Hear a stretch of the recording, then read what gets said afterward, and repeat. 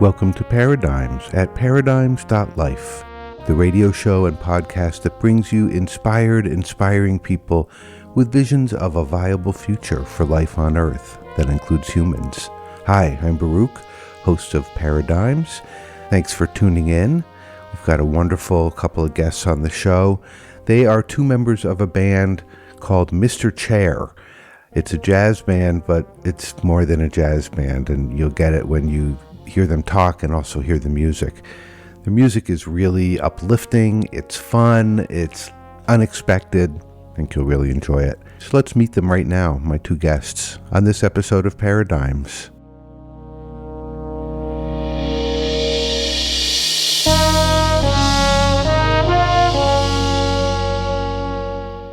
Mark Hetzler and Jason Kutz of Mr. Chair. Welcome to Paradigms. Thank you. Thank you. Great to be here. Really happy to talk with both of you. I just listened to your new record, Better Days, which is really wonderful. And I figured from the title that this was a collection of music created during pandemic, and it is. And Better Days seems like a great title. But I think there's a lot in this record I want to ask you about. But before we do that, I just want to know a little bit about each of you and about Mr. Chair. I'm Jason Kutz, a pianist in Madison. I moved to Madison for my graduate degree. When I came here, I was studying classical and jazz. The jazz program was kind of just beginning, so there wasn't actually a jazz focused master's degree, but I did as much as I could, studied with Johannes Wallman and all the teachers I could at the university. Eventually met these other guys in Mr. Chair. They were very like-minded folks who just love playing all music of any kind. And I have always been that way. The way that I practice classical music sounds really haphazard and probably wrong to some people, but it's just because I want to try my own thing in every piece that I learn. And I also just love to learn every kind of music that I can. That eventually led me to meeting up with these other guys from Mr. Chair. They played a gig actually as a trio, and I saw it, and they decided after that first gig that they wanted to add harmony instrument. Yeah, and we all got together and we brought kind of a really crazy collection of different types of music to our first rehearsal, and I guess the rest is history. Back in 2020, what was this, 2021, I suppose? 2022 maybe. We connected back with our friend José Guzman. We toured with him, and then we played all these tracks, and we were like, okay, he needs to just be on the album and in the group. And so went from trio for a single gig to a quartet for about 5 years, and now it's really a quintet in its heart. I'm Mark Hetzler. I'm the trombonist in the group. I've been basically a trombonist my whole life. My father played it. My grandfather played it. I picked it up in elementary school. Like Jason, I like all music. I had a passion for classical orchestral music. I was really gunning for a job in an orchestra somewhere, and certainly played in a lot of orchestras. But over my career, I've just been so sort of pulled, like Jason, into so many different musical styles and genres. And that's what I love about our band is that you really can't stick any single label on it. We love to just explore all across all genres. And I think last night was a good example. We had a rehearsal just last night. Jason brought in a piece of, European classical lieder by Franz Schubert. And we reimagined it into this almost like sort of this beautiful Latin kind of slow, beautiful serenade kind of groove. And then I brought in a film score that I had arranged from this film back in 2004, and we rearranged that. And I think that's what we do as a group, which is, we all compose, we all arrange, and we all explore like spiders. We kind of go out there, and everything that we bring into our rehearsals tends to kind of go through this Mr. Chair like machine, and it comes out the other end. And I don't know. Right now we're working on so many projects in so many styles, it's hard to keep track of it all. But I think that's what makes it exciting for all of us. Firstly, I just want to know why the name is Mr. Chair. Back when we started 2016, there was a soundbite that had just come out from Elizabeth Warren. She was in the Budget and Finance Senate committee, and they had the Wells Fargo CEO in on this committee, and they were talking about how Wells Fargo is opening up these accounts under people's names without them knowing, and essentially stealing millions and millions of dollars from people. And Elizabeth Warren was not having any of this, and she was on fire, just like railing into this guy. It was awesome. It was just a great clip of her speaking truth, in my opinion. And she kept referring to the chair of the committee as Mr. Chair. And in no other of these committees had I ever noticed that. Usually they say Mr. or Mrs. Chairman, but in this one, she says about 5 times Mr. Chair, and it just kept popping up at me. And so that's where Mr. Chair came from. Oh, I love thought it. It had a good message, and I thought it's kind of a quirky and fun name, and it sticks out, easy to pronounce. I'm talking with Mark Hetzler and Jason Kutz from Mr. Chair. Mark is the trombone player, and Jason is the keyboard player. And we're talking about their new record, Better Days. We're going to hear something from that record right now, and then we'll be back with more conversation. This is the first track on the album, and it's called March. You're listening to Paradigms at paradigms.life.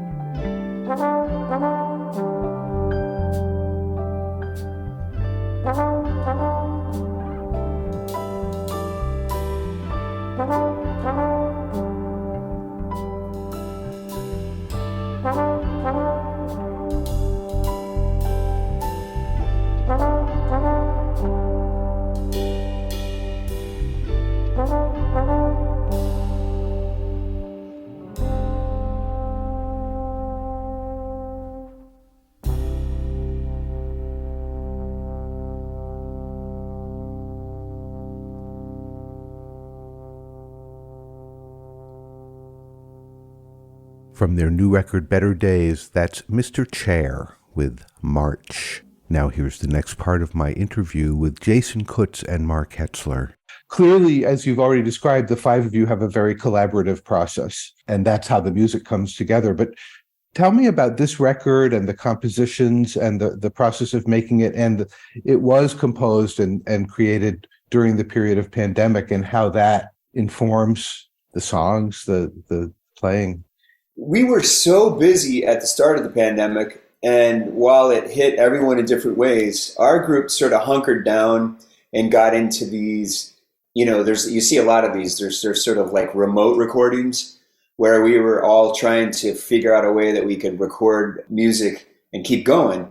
And that's really what sort of the start of all this. A lot of these were compositions that we had individually written during the pandemic. And so it was an interesting process to kind of like what we usually do is we bring music into a rehearsal and then all five of us jump on it. No matter who wrote it, it's kind of fair game that we all sort of disentangle it and kind of make it into our own. We give respect to the composer, but, individual parts, we kind of, we always let Mike create the drum part. And if Ben has ideas about the bass part, et cetera, et cetera. So the start of the process for us was very awkward. It was a lot of remote recordings, a lot of, overdubbing, very little actually engaging together at the same time. When we had the first moment where we could get into the same room, I think we were masked and like 50 feet apart, and it was kind of crazy, very unnatural for musicians. We started like bringing it together. And then we had this concert on the UW-Madison campus where they were trying to bring live concerts back, and we performed the music after numerous rehearsals. We performed it live. I guess I'm talking more about the process of recording. I can let Jason talk about the actual tunes, although I can talk about mine. But one thing I did notice is I think because it had a clunky start, and then we got a lot more concerts and a lot more rehearsals, the music began to really jettison. And so when we recorded it, the initial recordings were individual overdubs. The second recording, we got into the studio, and then we decided we didn't really like any of it, and we chucked it, and then we started all over again. And so for us, I think process is a really important part. We're like, it feels like our music constantly is either growing or evolving or moving. We never play any particular piece the exact same way. The pieces I contributed, I think it had a lot to do with watching the world go by from my house. But it also had a lot to do with being inspired by the music I was listening to. I generally try to start each day with some listening. And I think I dug back into some old classical pieces like Lutoslawski, some real big epic orchestral pieces that kind of either had a rhythmic or a harmonic aspect that got me excited. And then what I do is I'll turn it off, and I'll go either to my trombone or my keyboard, and I just start spitting out ideas. I think one cool thing from my perspective about the album is that it seems like for us as a band, it was this new stage. We invited Jose into the group, which brought a guitar into it, and also his beautiful energy and his artistry. But I guess what I like about the album is that for us, our first album was pretty heavy. This album it still has some heavy moments, but it seemed a little lighter, a little more virtuosic. I don't know, it felt like the new chapter for where we were going. That's pretty good. Yeah. We put out our first album in November 2019. Then the pandemic hit pretty shortly after that. And composing was an easy thing to do at home. It was something that we were all able to do. And yeah, exactly. We got a single gig, and we wanted to play some new music on it. So we prepared a handful of these tunes for that new concert. We recorded them. Then we toured. We went out to New York, and we played these all on tour. And when we came back from tour, we essentially deleted all of the old recordings and started from scratch. And we were like, oh, that's how we play the tune. And so Britain's Written Rhythm was actually written prior to the pandemic. We had rehearsed it one time a long time before that, but didn't get a hold of it. And then brought that back. My tunes particularly don't have any real response to the pandemic, I would say. Like one of them is a color, just a feeling and an exploration to try and get that color. And we recorded that twice on the album. March was just kind of me sitting around and improvising this idea. I had another piece of music that I wrote back in like 2010 that I had never recorded and always wanted to use. And so I wrote some new music, and then I was like, well, I wonder if I go here, if this will work. And sure enough, I just kind of fused this. The whole inner March section of that is music that I've been sitting on for over a decade. I think that's it from iTunes. Yeah, and Ben, Elegy is really a poignant piece, of course. That was written for his grandpa who died in the midst of the pandemic. Not necessarily connected to COVID directly, but that was an elegy for his grandpa. And then Uncanny Valley, Mike is a heady guy when it comes to explaining this tune, but it's the idea of Uncanny Valley and this not knowing, it being a little too close, to accurate, that it starts feeling uncomfortable. I hope you're enjoying my conversation with Mark and Jason of Mr. Chair. I enjoyed talking with them and really love the way their band operates, and they're going to tell us more about that in a bit. The colors of this music are so bright and up and alive. It's really a joy to listen to. We're going to get right back to my conversation with Jason Kutz and Mark Hetzler, and then we will listen to some more music from the new record, Better Days. Here are Jason and Mark. When you play music, there's a group of people coming in with whatever they're coming in with in their minds. What happens? That's a great question. I'm endlessly surprised by reactions or non-reactions from audiences. Sometimes as musicians, you lay it all out there and you're thinking, all right, they're going to just go crazy. And then there's just crickets. And then sometimes you do something and they go crazy. And I think for me, it's like going back and thinking about like, well, what was it that got them? I think one thing that gets people generally when they hear our band is maybe a sense of surprise by the sonic variety. We do use a lot of electronics. I run my trombone through a huge effects processor. Jason's got a bunch of awesome keyboards and pedals at his disposal. Our bass player plays a number of instruments. He also has pedals. Our guitar player has the same. So, sometimes we have moments in our shows where I'm looking around and I don't know where that sound is coming from, who's making it or how. And so I can imagine maybe from the audience's perspective at times, sonically, you're getting a lot more than just 5 people on the stage. As primarily an orchestral player early in my career, I love that. I love the idea that it's a sonic score that's huge with lots of variety. And I think for me, having an audience react to that is fantastic. If we're creating something that's just like that I'm excited about and I can kind of look out and sense that, wow, the audience is getting it and they're really getting into it. For me, there's nothing beats that. It's just so exciting. And the last thing I'll say is that the connection with your bandmates, obviously, I mean, any and all musicians look for that. In a moment, someone calls an audible, a new tune, Jason does this all the time. Interludes between tunes, a tune stops, and then he just keeps going to the next thing. Or maybe it's a new groove that we've never heard before. So the spontaneity, keeping music alive, we may have played a piece 10, 20, 30, 100 times, but tonight it's like it's the first time because it's so different and new. And I think for me, that's what keeps it really exciting. And hopefully the audiences can pick up on that. Great answer. Thanks. Yeah. If I would add anything, it's, and I'm very proud of this. It's something that is important to me in my musical career. And I do think exists with Mr. Chair. Oftentimes when people see us, especially for the first time, that they are blown away and they have never heard anything like it. That comes across in a good way. I think we're really trying something that's our own. There's parts that sound like other things, but there's a lot of like, this is a new sound to them. I love to hear that reaction and response because that's what I want to go for. Mr. Chair out of Madison, Wisconsin, For those of you in the area, I'm sure you've probably heard of them and gone to listen to them and see them play. The rest of us just get to hear their recorded music. Their new record, Better Days, really great. Here's another track. It's called Abandoned Cities.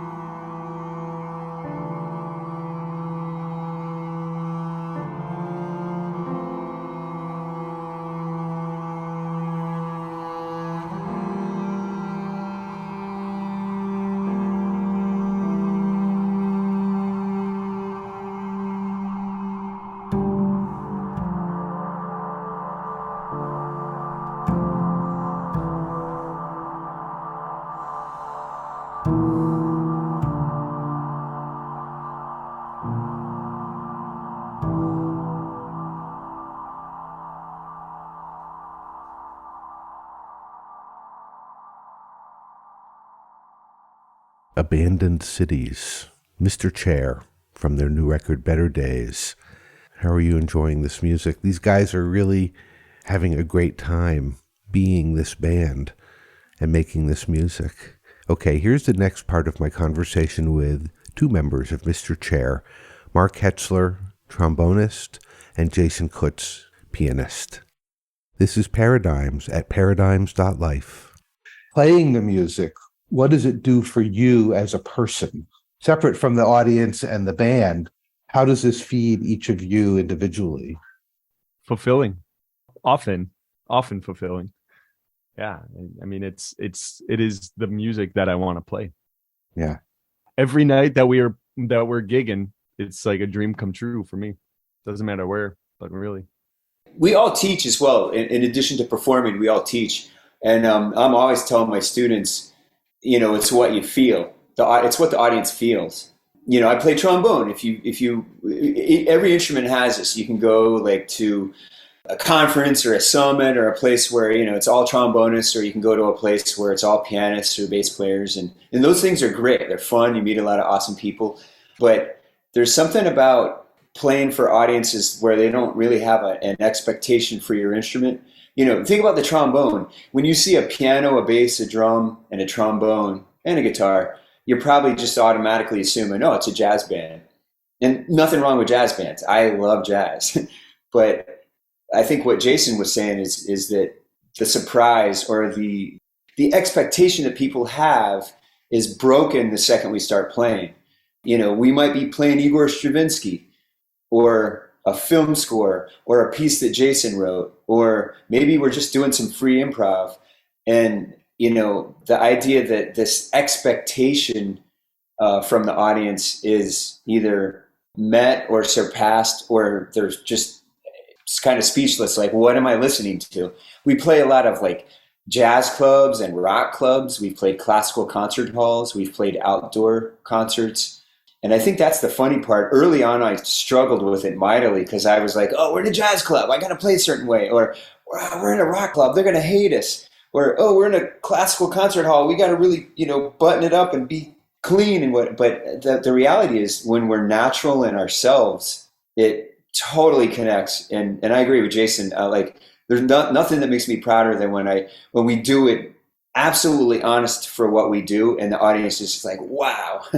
I don't know if that answered your question. Going back to what you were saying, you're right. There's a lot of suffering in the world. I think there's a lot of people that unfortunately don't have the opportunities or the privileges or the resources to, just have a moment where they can just feel like, oh, I'm enjoying life. I'm actually satisfied, and I'm fulfilled, and I'm filled with this like sense of inspiration. I think we're all caught up, or a lot of people are caught up in a lot of negative stuff. And so, yeah, I think musicians play a hugely important role in our society and culture.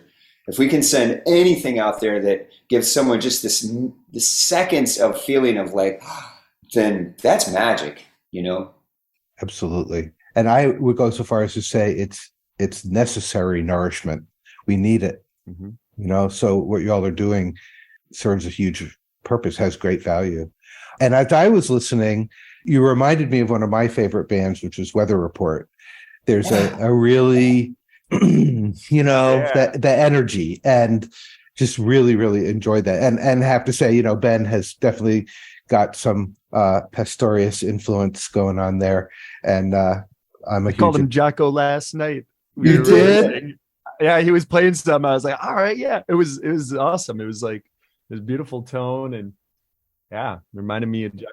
I'm a huge Pastorius fan, so and admirer. So that I love hearing when people are inspired by someone who inspires me, and I can hear it. It was just beautiful. So I just love the energy of the music, and I wish I could see you live. Yeah, I wish you were playing in my backyard. But who are some more of your inspirations, musical and otherwise, in the world? What are some of the ideas, or who are some of the people, or what are some of the projects that have turned you on? Yeah, a lot of great jazz composers and pianists and otherwise. That's been a big focus for me recently. I mean, it's just listening Corey Henry and his band, Herbie Hancock, Chick, Wayne Shorter, Pat Metheny. Mark can hop on this. I was late to the train with Pat and Lyle Mays. This is a little is a little outdated now to say this. Actually, it's not. But Bernie's a huge.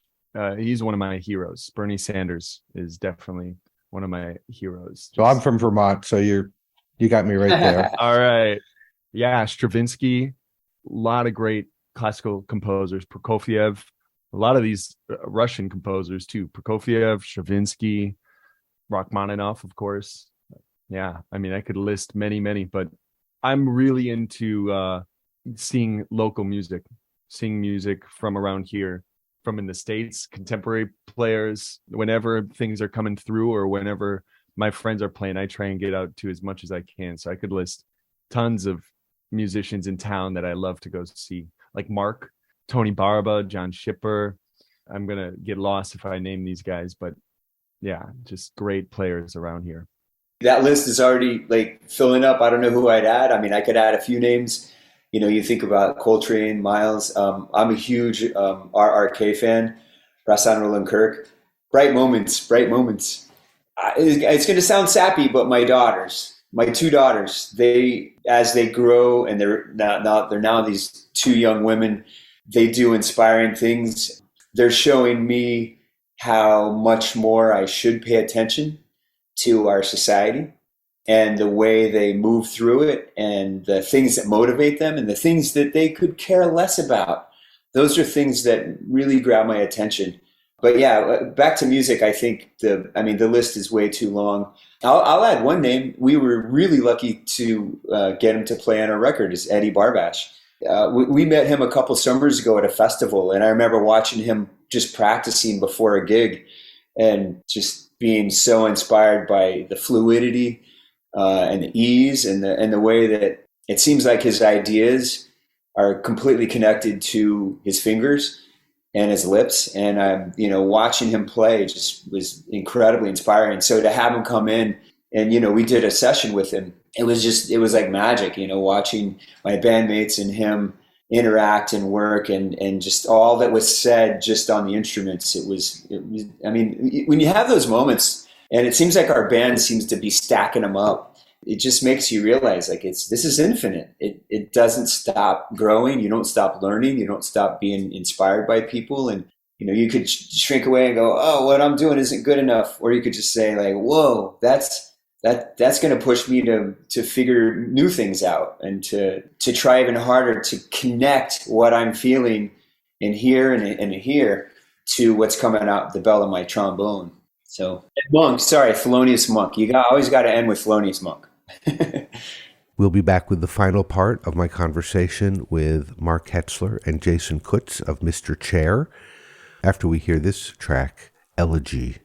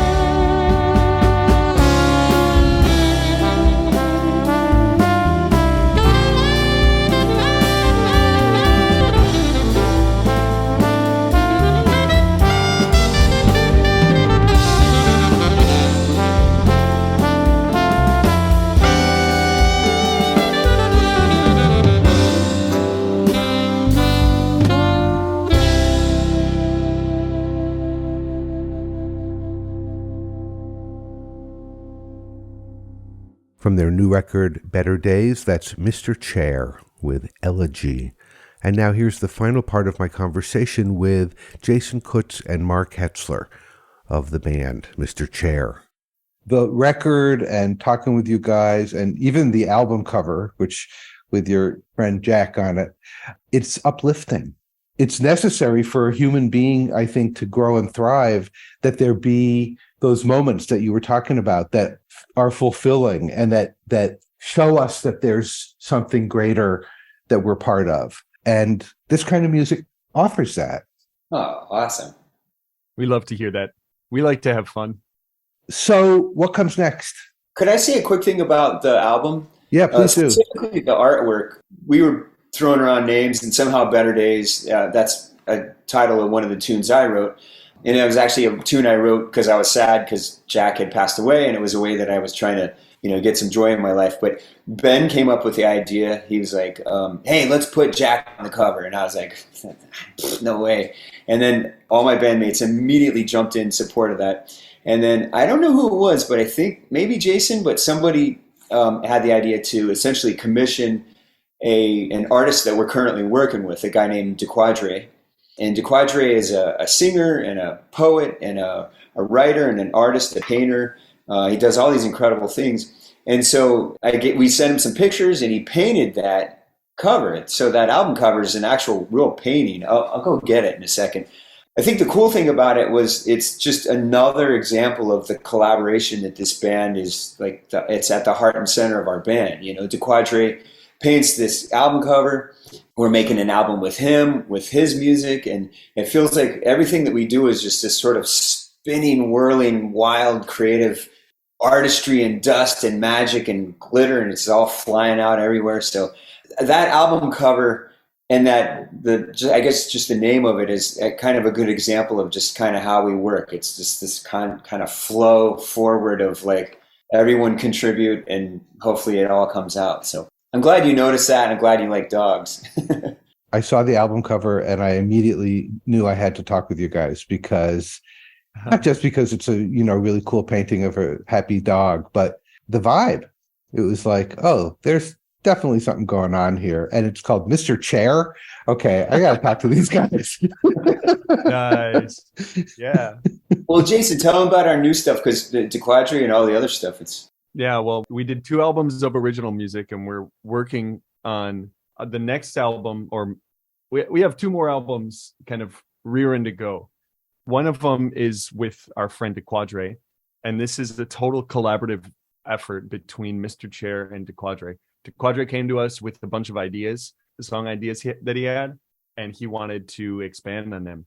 And so we essentially just helped produce these tunes, and it's essentially, I really think of it like Hamilton, or like a Beyonce production.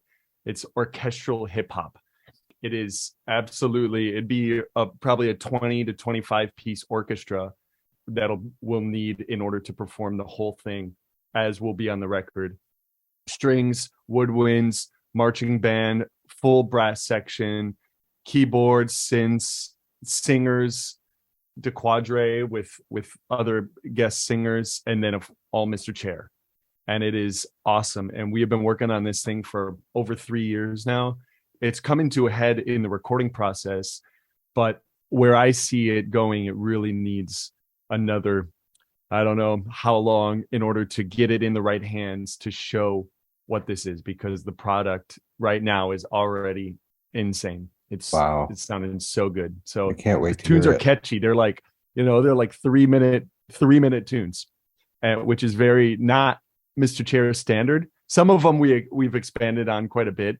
I just wrote a huge, big string part for one of them, but every one of them is a hit. And that is all on DeQuadre. I mean, his sense of melody and choruses, and bridges, he's really a hit maker. So really excited to share that and to finish that recording this summer, and then mixing and preparing it for probably next year. And the other project is that we play Stravinsky's Pulcinella. We've been working on that project for 6 years too. We started right when we first started yeah, we started that project and it's slowly transformed. We performed it a handful of times as Mr. Chair, where we took Stravinsky's Pulcinella and we essentially kind of cut it in half, took half of the movements of it and expanded it to the same length in our own way. And so we play some things verbatim, some things we really just groove on and improvise over. It's a really great showing of Pulcinella, I think. And we've been kind of tweaking how we're going to eventually put this out. Another thing that we recorded mostly through remote recordings, but that we haven't shown really anyone. And now we're working with a dance company called Water Street Dance out of Milwaukee. And the director there, he's great. I just worked with them last weekend, and his company's awesome. They're doing an incredible type of dance that really fuses like contemporary dance and ballet with like modern hip hop and just kind of club dancing. And it's really this complete professional fuse of all of these styles, which is just what we want. So we're working with this whole team to now write the story that we want. And then Water Street Dance is going to help us put on this production where we're going to play, they're going to dance. Mark's niece, Andy, is writing a narrative. She's a storyteller. And so it's all in the family, you know. This Pulcinella is really bursting with life too. So those things are happening simultaneously. Wow. Mark and I just brought new tunes to rehearsal last night. So y'all are hopping. Yeah. Really happening. That's awesome. Those sound great. And especially the stuff that's going to be live with the dancers sounds like it'll be an amazing experience. Wow. Yeah. It's really great. You're bringing us some wonderful energy and music, and your creativity is flowing, and that's the ticket, right? Yeah. Absolutely.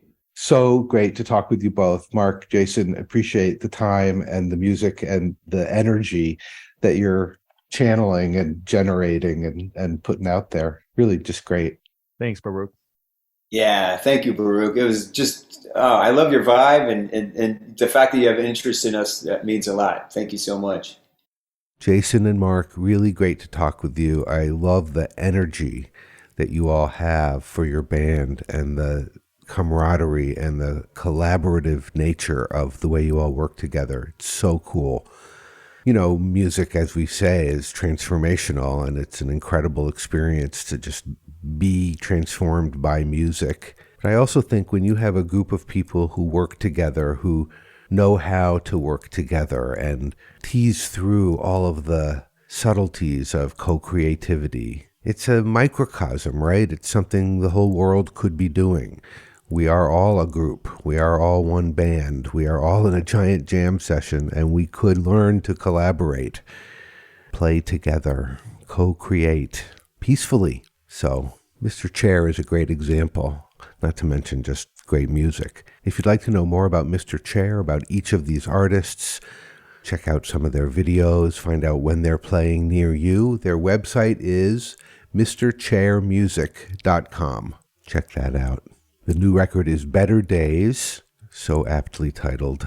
And thank you, Mr. Chair, for the great music and the great energy. You know, one of the things that Jason and Mark talked about, and that a lot of musicians talk about, is how important it is to listen to each other. That's what informs how we work together. And that's true in every context. Whether you're working in a kitchen with someone or playing in a band, if we listen to each other, that's when the really good stuff can happen. So I hope you enjoyed this interview and this music and this episode of Paradigms. I hope you'll visit the Paradigms website, paradigms.life, and check out all of our archived episodes.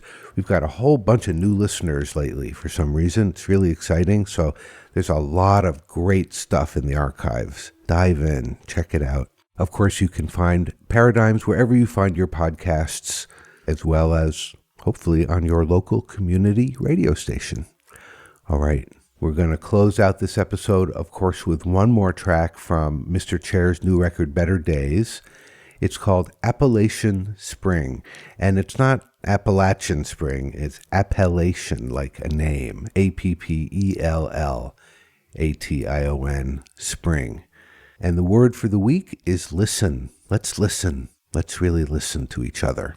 Listen to ourselves, too. What do you hear? What can we learn from what we hear? All right, Baruch signing off for this episode of Paradigms. Thank you so much for listening. We'll be back next time with more inspiring people. Until then, listen and be well.